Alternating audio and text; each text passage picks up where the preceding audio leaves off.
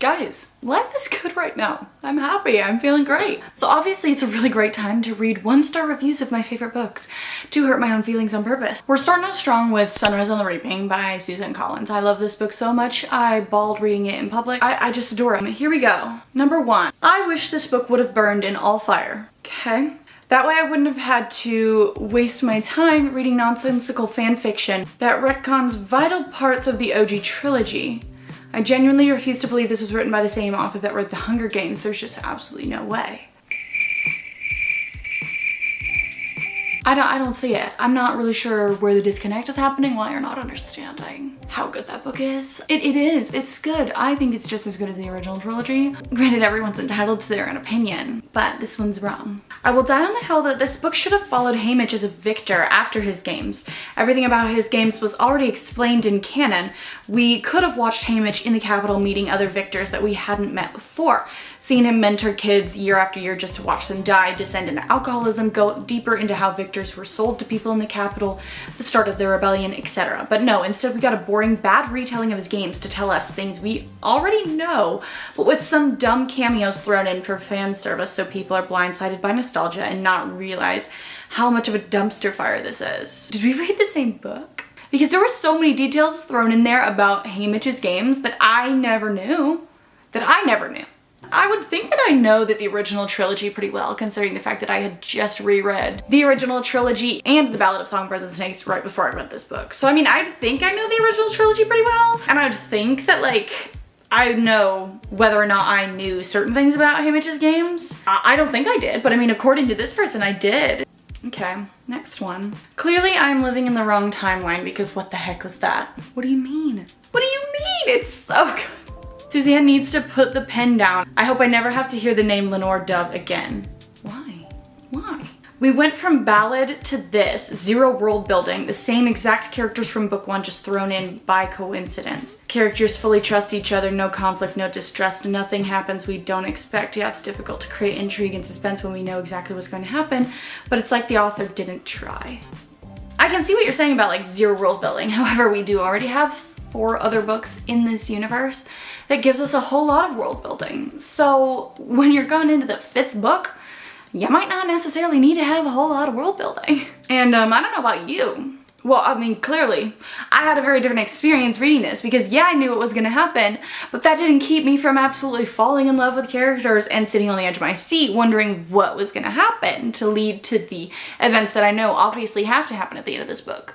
I don't know, guys. I don't know. I'm not sure what kind of book you were reading. All right, moving on to An Ember in the Ashes. I'm kind of scared. I love this book so much. Okay, this person is just coming for blood. Like, what do you mean? Throne of Glass has been, forgive me, dethroned as my favorite horrible book of all time. An Ember in the Ashes has raised bad literature to an art form. As a fantasy, it's dismal. As an alternate history, it's atrocious. As a romance, it's cringeworthy. As a poignant Bildungsroman that poses tough questions, it fails utterly.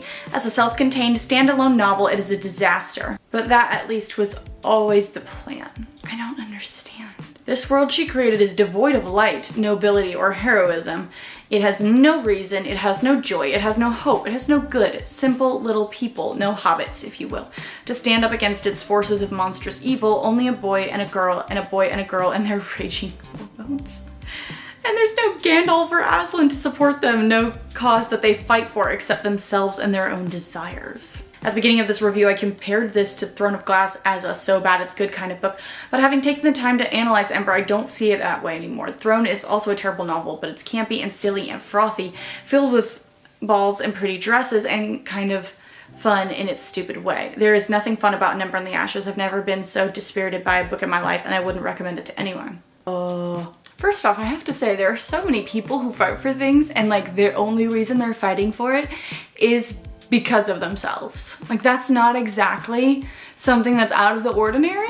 I just find it so funny when like I read these things and people are saying these things and I'm like, did we legitimately read the same book?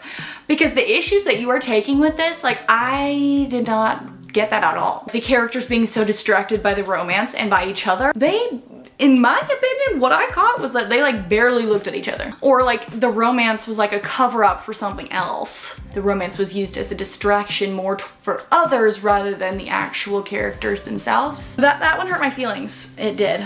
And I mean, I know I did that on purpose, but like, I didn't think I was actually gonna get my feelings hurt. And that's one of my favorite books of all time.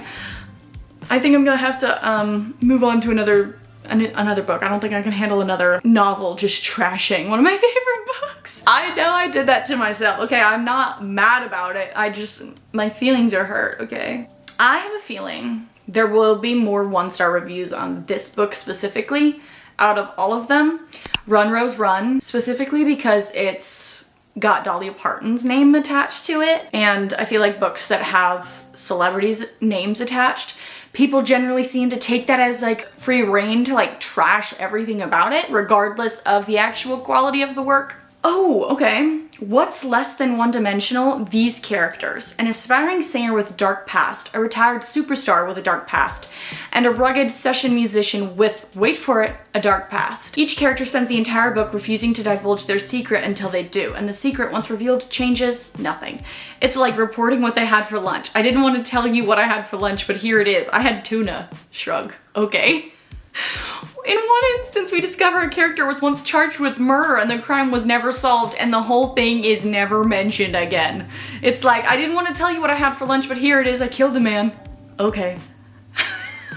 Also, Dolly wrote an album to go with the book, and to make sure we understand how important songs are, the book quotes from them repeatedly. Every time one character feels down, she remembers her song lyric.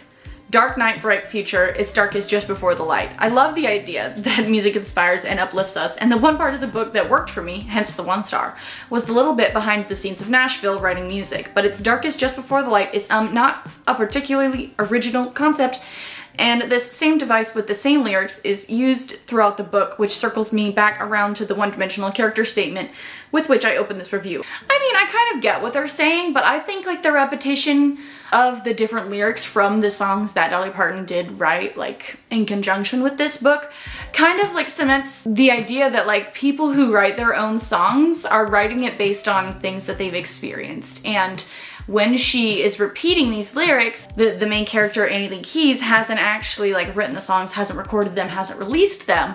So you're kind of seeing her thought process as she's writing these songs and how her songwriting is actually helping her like get through the difficult things in her life. And in terms of like every character having a dark past, I mean, I think it's valid to say that everybody in their life has had something that they struggle with.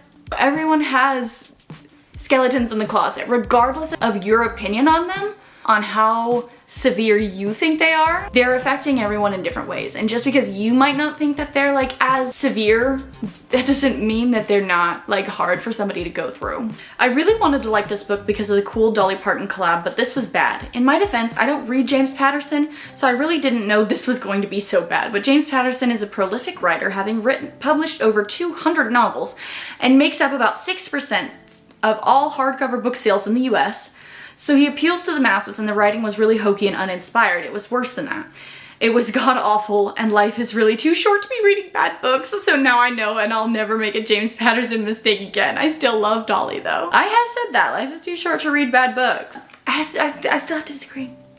I loved it. I've read it 3 times. I absolutely love Dolly Parton. She's by far my favorite entertainer, but this book is bad. Really bad.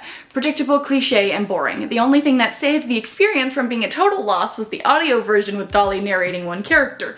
If you want the best of Dolly, read her nonfiction. Much more interesting. Now, on this, we agree that the audiobook is actually really great.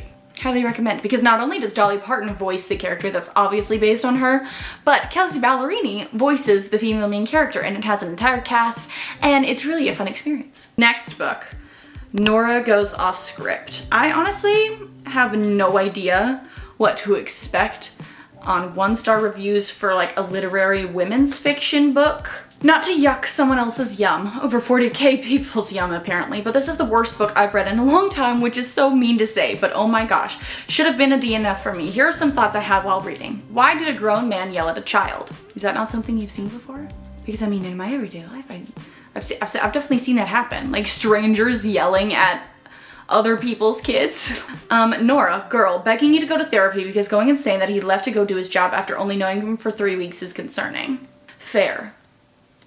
That is a fair statement. Matter of fact, put the kids in therapy too. Honestly, Nora did have a very significant event happen in her life. Her husband left her and her 3 kids, so now she's a single parent. She probably should go to therapy. Anyways, honestly, I think everybody should go to therapy. Everybody would benefit from therapy, okay? Regardless of who you are, what you think you have or have not been through, you'd probably benefit from going to therapy. Speaking of kids, maybe I just don't know how 8 to 10-year-olds function or act, but they functioned and spoke like adults. Also, they made the 8-year-old carry a table. I don't remember that part about carrying the table, but I feel like I've heard a lot about like the maturity of kids who have issues with their parents, and you know, when like, the parental figures are having like problems and they aren't living in what's necessarily considered a stable home environment, it forces kids to like mature faster, to grow up faster.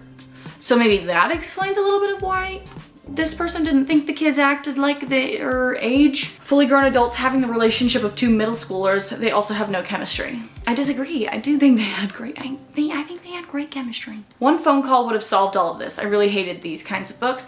That is true, okay? Miscommunication is not my favorite. However, I enjoyed the rest of this book so much that I was able to kind of overlook the miscommunication portion of it when I gave this book a 5 stars. But yes, that is true. We could have avoided the entire conflict if somebody just said, hey, let me call this person. Maybe this writing style just isn't for me. Found that nothing flowed. It left me thinking, how did this even happen? Because what do you even mean 2 seconds ago they were still working out their misunderstandings and now they're married? All in all, if you are into any of the above, you would love this book. Yeah, I mean, I guess that just has to do with like a time skip.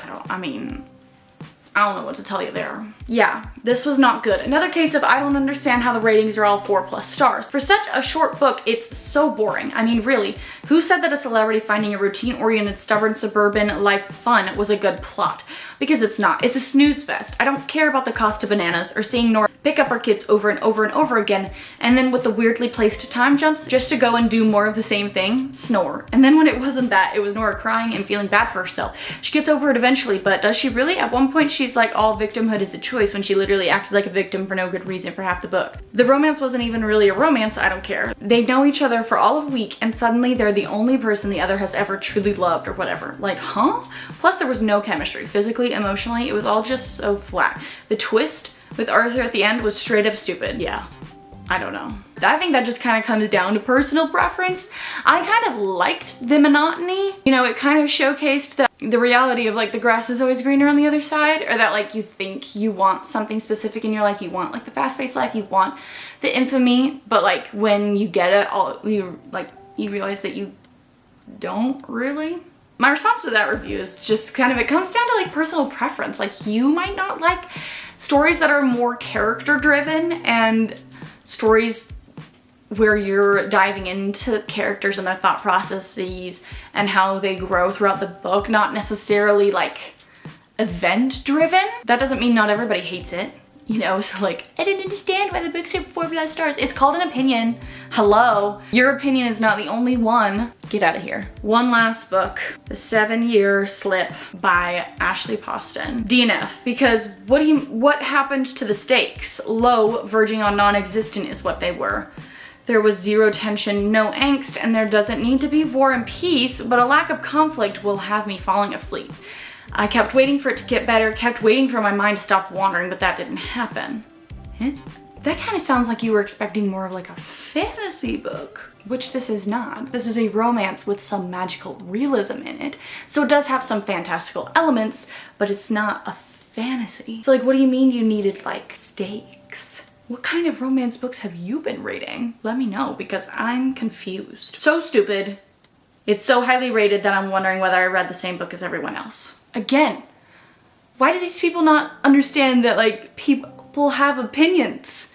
And you're not gonna like every book that you read. But just because you didn't like it doesn't mean it's not other people's favorites. I think that's all I can take. Because I'm not gonna lie, it really is one of my pet peeves when people are like, I don't understand how people liked this book. Guys, like, people like different things. Just because you didn't like it does not mean it should be a universally hated book.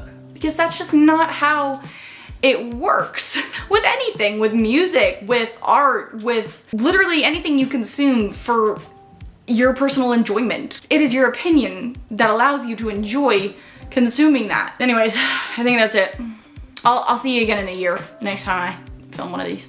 Anyways, guys, that is all I have for you guys today. If you enjoyed this video, please give it a thumbs up to let me know that you enjoyed this type of content. Comment down below your favorite thing about your most favorite book you've ever read, because I feel like that would be nice and uplifting to read in the comments. And subscribe to my channel for more bookish content in the future. I hope you have a lovely rest of your week, and I'll see you guys next time.